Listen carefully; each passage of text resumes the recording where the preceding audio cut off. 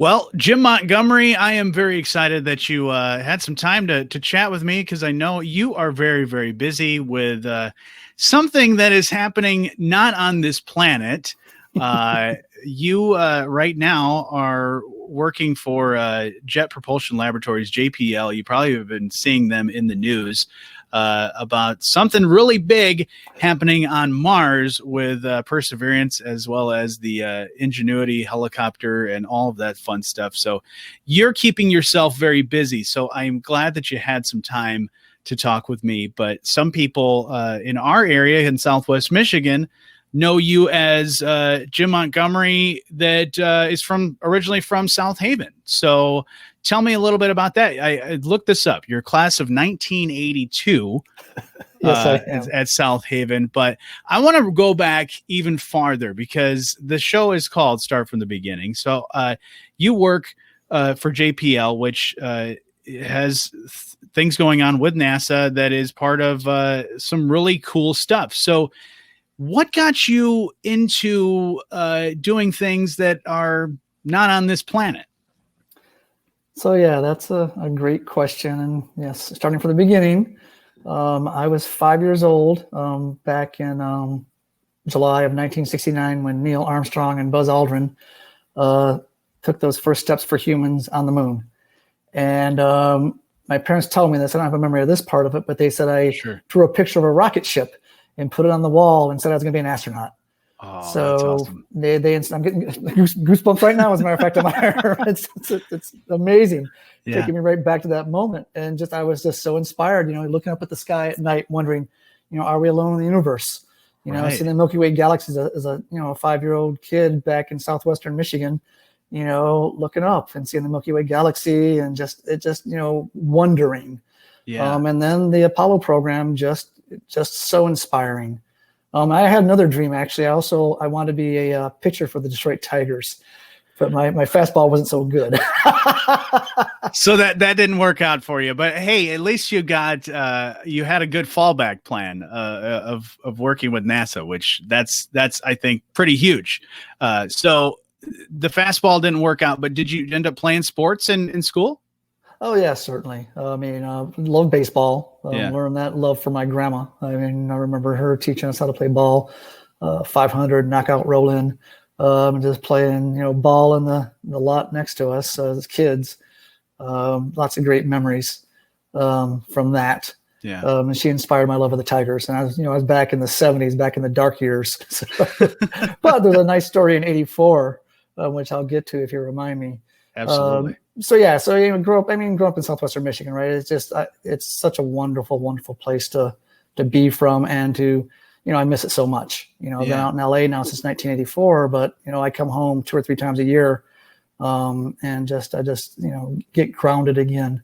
And part of talking to me today, it's like I want to be an inspiration to the students, the youth, and the adults out there.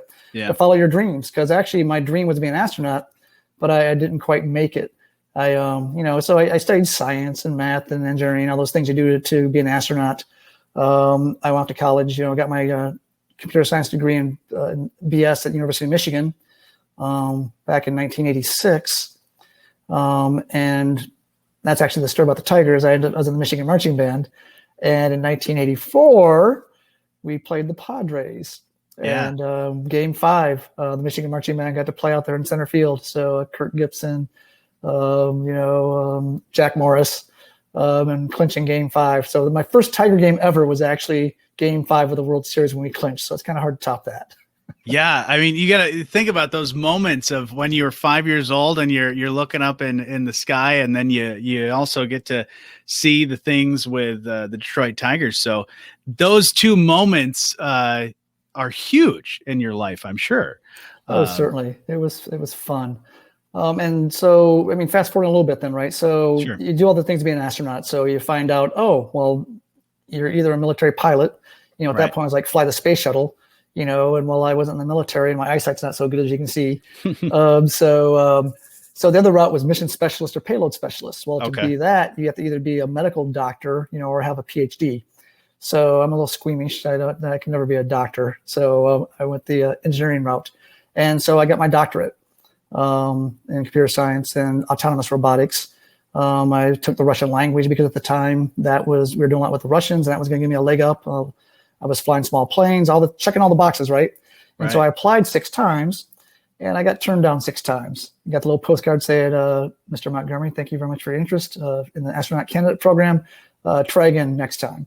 But the good news is, and this is the message I really want people to take hold of, is, follow your passions, follow your dreams, because it was getting that doctorate back in 1999 that opened the door to a job at JPL in 2000. And now I get to explore the universe through our surrogate robots. So I worked on the Curiosity rover mission back in 2006 to 2012, and now the Perseverance rover mission. And I get to explore the universe for a living, which is pretty awesome. Yeah, that is so awesome. And it's funny that you had that dream at a young age, and I actually did too. When I was a kid, I remember we took a trip down to Kennedy Space Center. I got to visit that, and I was like 8 or 9 years old, and I was like, you know what? I want to be an astronaut. And I even had I remember getting a NASA patch. And my mom ironed it onto a polo shirt. And so it looked like I worked for, I either worked for NASA or I worked for Best Buy. Either way, right? It could have worked for both of that. But I had that engineering kind of mind of thinking, yeah, this would be cool. And then, again, my eyesight, not so great either. So I veered away a little bit from that, but that's that looking up in the sky and wondering has always been something that I've always been like, whoa, this we're able to do this. So, so talk to me a little bit about this. So when you're young, you kind of stayed on that path. Into when you were in elementary school, because 5 years old, having that spark and that passion and those, like you said, even now you have goosebumps thinking about that stuff. So you stayed along that path. And so any teachers or anybody that tried to kind of tell you, that's not something you can do, did they kind of try and talk you out of it? Actually, I'm just the opposite. And I definitely want to, starting from the beginning, I want to give great respect and gratitude to my parents. Both of them always stressed the importance of education, and everything I wanted to try, whether it was playing trombone at age 5, which opened the door to the Michigan Marching Band, or playing sports, cross country and baseball and swimming, none of which that led to sports careers, but that's fine. But, they always stressed a good education, and that was important. So, and then teachers, I can go through all of them, from kindergarten through 12th grade, all the way from Ms. Duggan in kindergarten, Mrs. Grouden, Miss Smith, Mr. Mackey, I can go on, and then you get into like college or high school, and there's I got teachers actually who I'm Facebook friends with now, Mr. Weiss, Mr. Dustin, Mr. Brooks, they were, they all, and many others, and also the administrators. And I also give, respect and gratitude to the janitors, and the cafeteria folks feeding us. I was in the South Haven public school system, and it's everyone in that school system that gave me a great education. And then I got, accepted to the University of Michigan, and you're off and running, right? But you needed that foundation. And so I'm grateful for that strong foundation I got from the South Haven public school system and my parents. Yeah. Do you ever wish that you could go to school right now? Because like in high school right now, I've seen, robotics has been a huge, huge thing for many kids. I wish I even had that when I was in high school, but just to see the growth of that not only is getting more and more kids inspired in a lot of the cool things that you are able to do right now on other planets, but do you ever wish that, you could be in high school right now and because and when you were in school, you didn't really probably have a lot of robotics or things or even computers that could do obviously what we can do now. No, it's amazing. It's exponential growth in terms of just capabilities and technology, right? It's literally true. The cell phone you have in your pocket has more computing power than the Apollo command module that landed us on the moon. It's just nuts, right?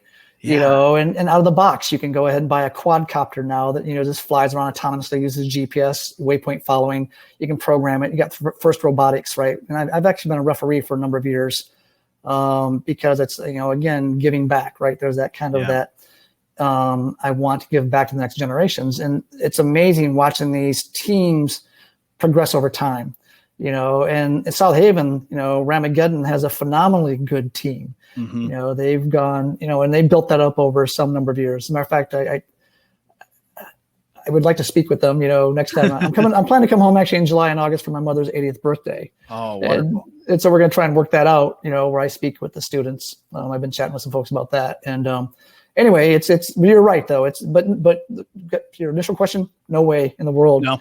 would I want to be back in school again. Those kids are too competitive. Yeah. They're too smart.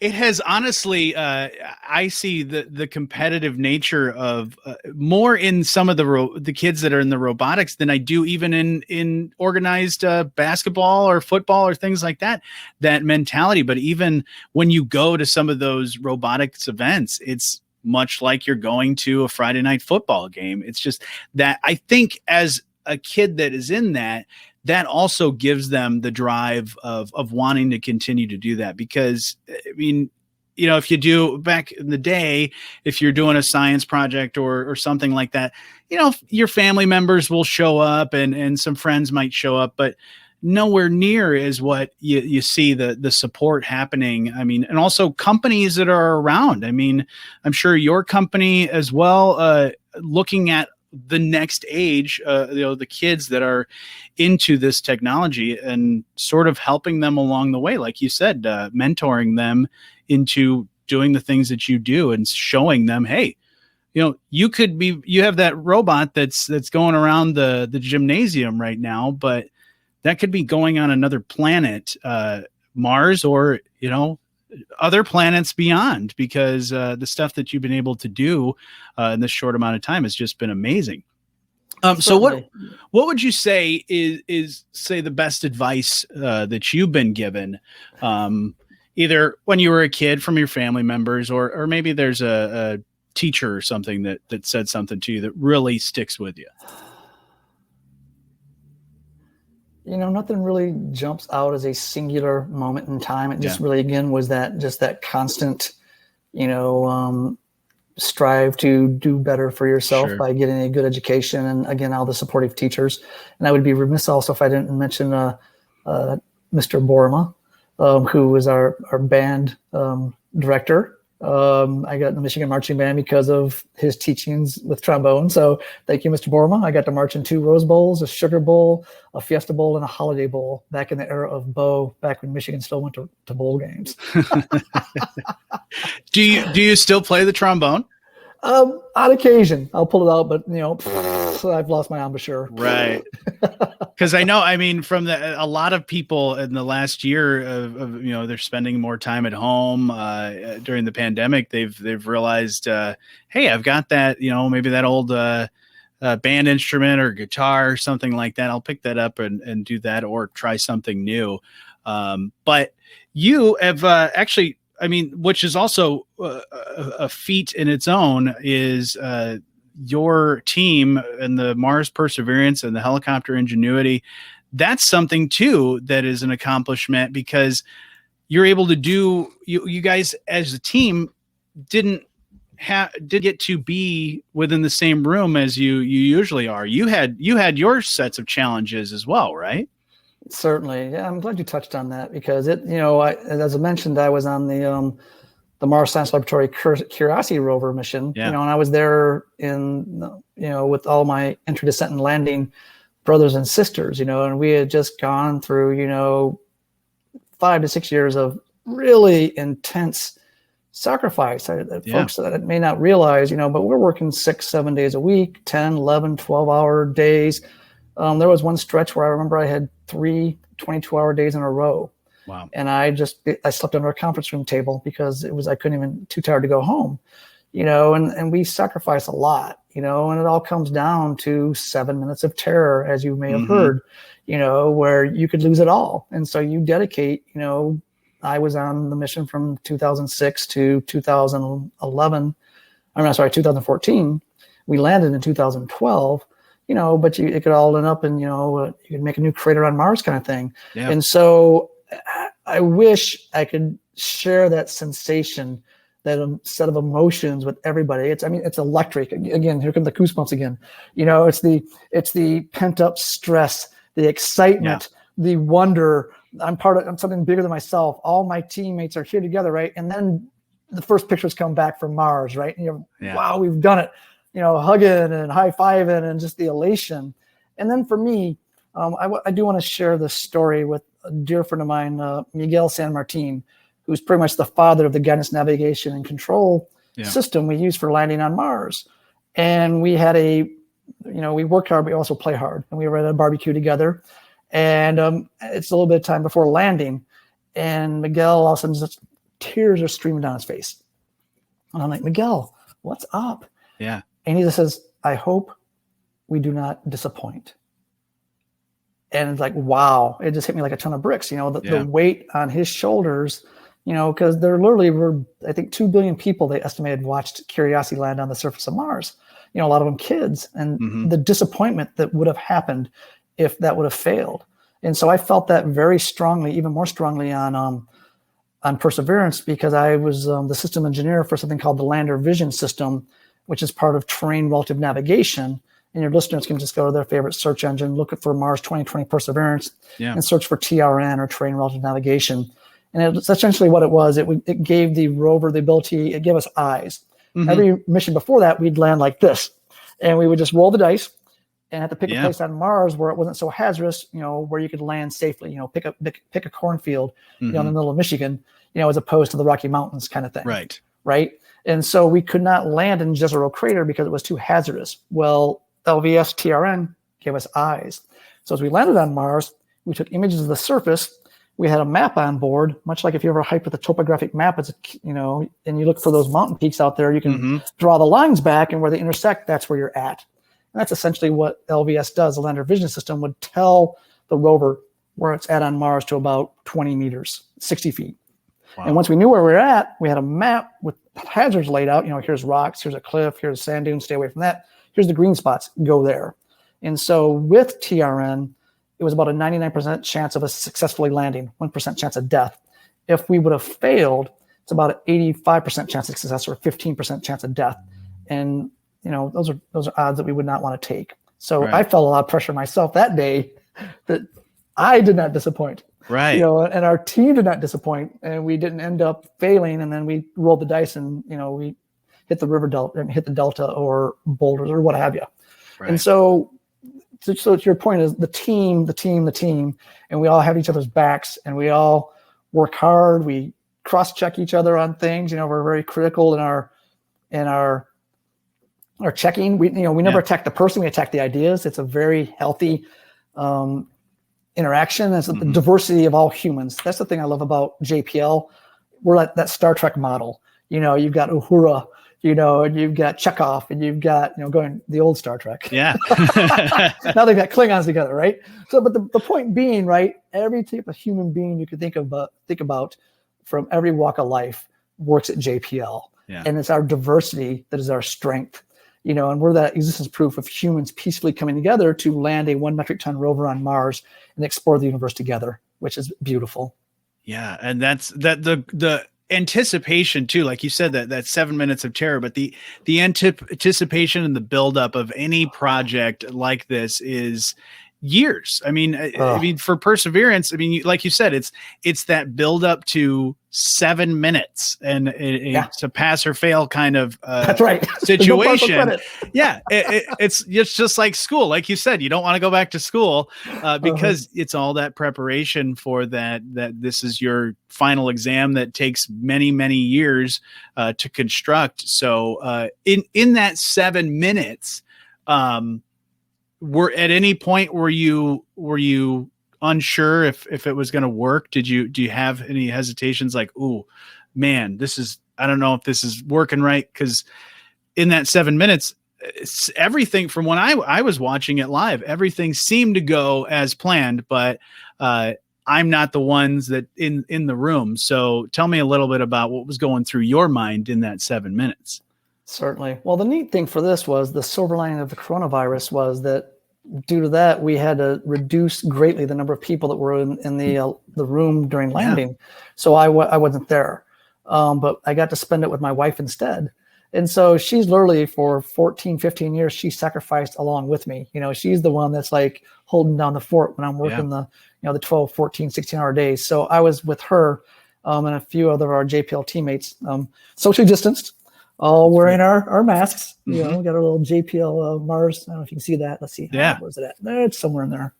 Well, actually, it was the landing day one. This one's even cooler. Yeah. It's got that's the 218, awesome. Right? Yeah. So anyway, but I was cautiously optimistic because I felt like, we had done everything we could think of. And I give JPL and NASA credit. We would not launch if we did not feel ready. And there's so many reviews you go through, but there's always that bad day, or something you didn't think about could have happened. So it, like you said, it just went, by the numbers straight down the pipe. And then we landed and it was just an amazing experience. And actually, I started working on this technology back in 2004. So it's actually been almost 17 years of my life invested in what came down to 7 minutes, Wow. And so Andrew Johnson, who's kind of the father of TRN at JPL, good friend of mine, basically, his pressure was even more because he's been the one who's got the funding and the teams. Sure. And we've gone through all the ups and downs together, so it's the pressure, the buildup. Oh my gosh, it's like always in the back of your mind. But the last, I'll say the last 3 or 4 weeks wasn't sleeping. Eyes are popping open at 1 a.m., just, laying in bed, just, have I forgotten something, is it going to go okay? Are we going to disappoint? And now we're on Mars and it's just like, it's been 40 sols on Mars, and we're getting ready to fly the Ingenuity helicopter here pretty quick. And the neat thing is, right, it's that discovery. I remember Carl Sagan too, back in the 70s with Cosmos, also super inspirational to me. And, it's like, the question is, are we alone in the universe? And this is the first mission that could actually answer that question. We know that Mars was once habitable because of curiosity. We know the ingredients of life were there: water, organics, source of energy. So microbial life on your body, single-celled organisms, would have been quite happy 1 billion years ago on Mars. So we know it was habitable, but we don't know if it was inhabited. Right? So you have to prove it. So this next mission there's a possibility that could show that, there's either past or present life on Mars. And I think about that, right? For eons, humans have looked up at the sky and wondered, are we alone in the universe? Right. And imagine if we answered that question, that'd be like a Galileo moment, where we realize, wow, the sun, the Earth is not the center of the universe. It's the sun. We're just a bargain basement planet around a bargain basement star in a bargain basement galaxy. And that's the cool part too of discovery and doing all this stuff is that also us as younger and people that are in that mindset of, oh, this is really cool, is that we also have something that you didn't have when you were 5 years old, and that's social media. So we can see all of this stuff as it happens. You even growing up, it's like you have all that stuff that's like, oh, you see it in the newspaper, you might catch it in a magazine or something like that, but real-time videos, pictures, we can follow along in that journey of what you're doing, and that's awesome. Yeah, Johnny, you just gave me goosebumps there too, right? Because you're absolutely right. I mean, it was like Walter Cronkite, on the evening news, or they cut in with the live feed of a few things, right? But the data, you folks out there right now, just go to your favorite search engine and go for Mars, search for Mars 2020 Perseverance. Percy has her own Twitter feed, which is great, by the way. Whoever's doing that, I commend. Very good. Yeah, it's so good to see all that stuff. Yeah, and that's what I think was beautiful because you're absolutely right. It's like the whole world, and there's citizen scientists. We put the data out there that you can go to like Perseverance and search for Mars 2020 raw images. And you can get the raw images, you can stitch them together. People are like, doing all this wonderful stuff way over my head, image processing stuff, and making panoramas and it's great that I think that also involves the entire world. And kids now, it's like, they've got all these like out of the box image processing tools. They can just go ahead and put together and do amazing things. So I think that is something that, so exciting that right now we all have at our fingertips. We can look at the Mars Perseverance rover mission, or all of JPL's Earth science and climate science missions, right? We can look at Earth, 24/7. And with climate change and those things that we have, that we are looking at right now, these are things that we have the pulse, the vital signs of planet Earth, so JPL, I'm very proud that not only do we explore the universe, but we also, with our strong Earth science and climate science, some of the most pressing things of our times where we citizens can help with that as well. Yeah, and that brings so many more ideas to the table. Like you said, you have such a diverse team, and that's within JPL and with NASA and then other organizations that can kind of help. But like you said, it's citizens of the world that can they may come up with something and that somebody didn't realize and didn't see, and it's like, oh my gosh. Yeah, this a major breakthrough that somebody in their living room was able to figure out after checking something out on the internet. It's crazy. Yeah, right. It's crazy too, because with COVID, I actually work from home. So last night I had a shift. It boggles my mind. I'm sitting in my pajamas with my tea, plugged into mission control, as it were, and getting data from the rover, and assessing, the health and safety of the rover. I'm helping, I feel very fortunate as part of the interdescent landing team to help land Perseverance on Mars. And I'm part of the surface operations team that helps operate Perseverance on Mars. And so every day, right, the data comes down, and once again, it's happening a lot. But there's this panorama of the surface of Mars. And I think no human being has ever seen this before. Right. And what's over that hill? Well, in a few days, we'll drive over that hill and we'll see what's over that hill. It's kind of like The Martian, right? Yep. Matt Damon, but we're basically through Perseverance's eyes, it's we're able to go ahead and now hear Mars for the first time, right? We have microphones. We can actually hear the wheels crunching the surface of Mars. It's just mind-boggling. Yeah, absolutely. The cool things that you can see, and like you said, it's a new discovery every day. You're making new stops at new places, because even the Curiosity rover on a totally different part of the planet, right? So it's a totally new discovery every single day. So it's cool to see. Plus, it's great. You can hang out at home and get all that data and do all that stuff. Yeah. This has been a lot of fun. I do want to ask you, what do you do on your free time? Because it sounds like with all those other hours that you're putting in, do you have free time? Do you have hobbies of any kind? I have lots of hobbies, but they've been kind of on hold. But yes, Johnny, I will tell you I have lots of loves. I have a vegetable garden. Going back from the beginning, my grandparents and parents taught me how to grow food, which I've been forever grateful for. As a matter of fact, I have strawberries from my mom and dad's garden that I have a few plants, and they've been producing strawberries out here. So I putter in the garden.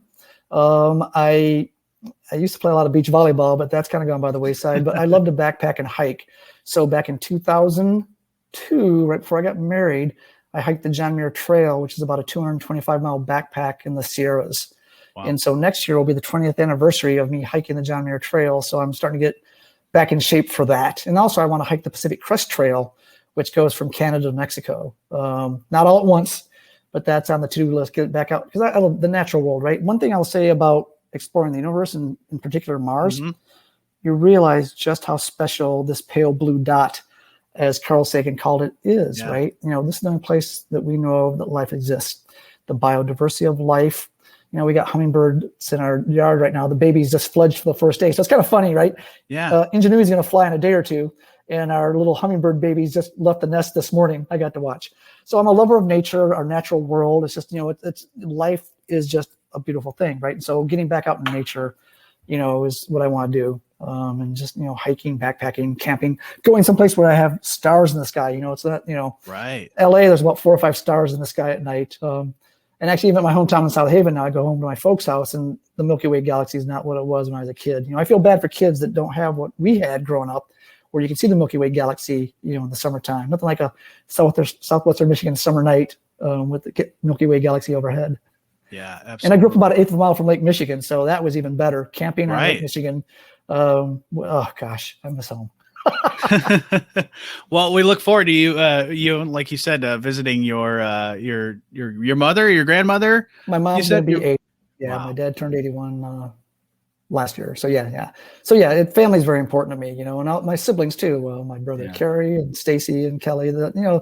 I could go on and on. It's like everybody, right? You stand on the shoulders of giants, and I Hmm. stand on the shoulders of those before me, my teachers, my parents, the support network for my friends. So Johnny, I want to thank you for reaching out to me Yeah. because this has been a lot of fun, and I do want to. I think we're wrapping this up, right? Is what No, it you, sounds you like. can keep going. I mean, if you got something else to say, Oh, well, you shouldn't have said that. I can never stop. I as you can tell, I'm a little bit passionate about this stuff, and yeah. I hope the main message. I do a lot of public outreach and speaking, at least did before coronavirus, but I'll start that again. I'm actually hoping to do a talk actually in Southwestern Michigan. Depending on where we're at in the pandemic, in July, August, I would love to do a talk. I've done that in South Haven multiple times. Just free to the public, and people can come and I'll talk about what we're doing and they ask questions. But again, I always try to weave this into the talk, and it really is follow your passion. I don't care what it is. It could be a radio host. It could be a auto mechanic. It could be a ballerina. It could be a chef. It could, whatever it is, I don't care, but, follow your passion, follow your dreams, and good things will happen. And, I followed my passion and dreams of being an astronaut, but that door never opened up for me, but the door to JPL did.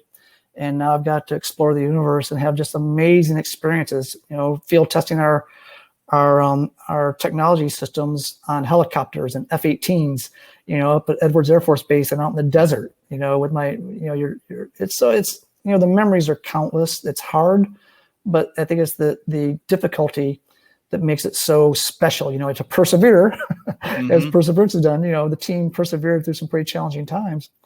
And, my boss said, savor the success. And a lot of times I don't do that. I don't take the time to sit back and go, wow, that was pretty cool. Yeah.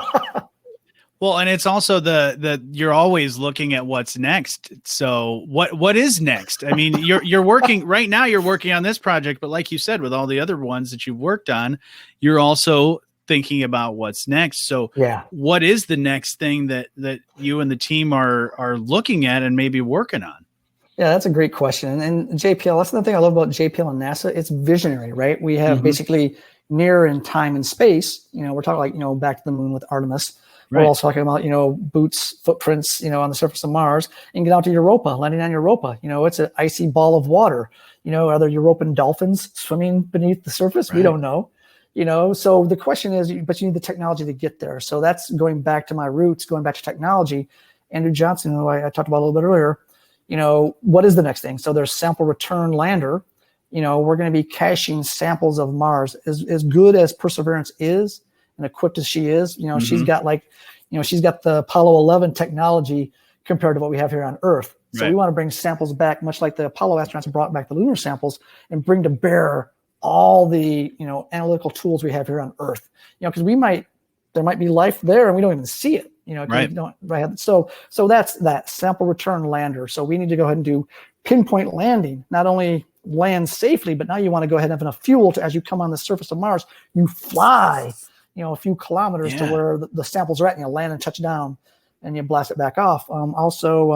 There's the human lander system that he wants me to work on. He says, stop working on the surface, get back over here on the technology side and help with the 2026 mission and the human lander system mission. And so there's no shortage of fun things to work on, but I've promised my wife and myself, no more 60, 70-hour work weeks, no more 6-7 days a week. I'm going to reduce my work week to 40 hours a week. And we're going to start having a little bit of fun. So I told Andrew, I said, okay, that's the deal. I'm the graybeard now. I will go ahead and mentor the next generation of the 20 and 30-year-olds so they can do the 60-hour, 70-hour work weeks. And I'll call them on Friday, say, I'll see you on Monday. Have that review ready. Absolutely. Absolutely. Yeah. It's that follow your passion, but also leave some time for yourself and some time for some fun and extracurriculars and things of all that. Yeah. And I don't want to think it's not horrible. I mean, anybody that's out there thinking about a job in space, kids, students, I hope I'm scared you off. It's, I will say, there's 7 billion plus humans on the right. I am one of 10,000-ish human beings who got to be part of Curiosity, and now 10,000-ish human beings who get to be part of Perseverance, and so dare mighty things is what we say at JPL, and to dare mighty things, it takes sacrifice, it takes perseverance, it takes hard work, but the payoffs, are immense, and I wouldn't trade it for anything. I'm so fortunate. I'm so grateful. And going back to my parents and everyone else, it's like, thank you for believing in me, and supporting me in that good Southwestern Michigan upbringing I had. Yep. What I love too is that it still gives things like this still give you goosebumps. And that's another thing to think about too. Anybody that's thinking about something, whatever their passion may be, that stuff that gives them those goosebumps or those butterflies that's a great passion to follow as well. So for sure. And I can tell you're very passionate about what you do. I mean, I just learned about you a few weeks ago. I'm looking forward to now. Actually, I assume these podcasts are like online. I can check them out. Yeah. Yep. You'll be able to check this out. And I'm looking forward to many more great conversations with cool people like yourself and all people that have great stories to tell. And I've enjoyed the time that I've been able to spend with you. And I look forward to all the cool things that are happening. I've been watching all the stuff with Perseverance and looking forward to Ingenuity and just seeing all the cool things. Plus the great Twitter posts are fun as well. So aren't they good? Yeah. So, Jim, thank you so much for taking some time to chat with me. I had a wonderful time. Me too, Johnny. This has just been a blast, figuratively, not literally. Well, literally too. This has been a lot of fun. Thank you so much.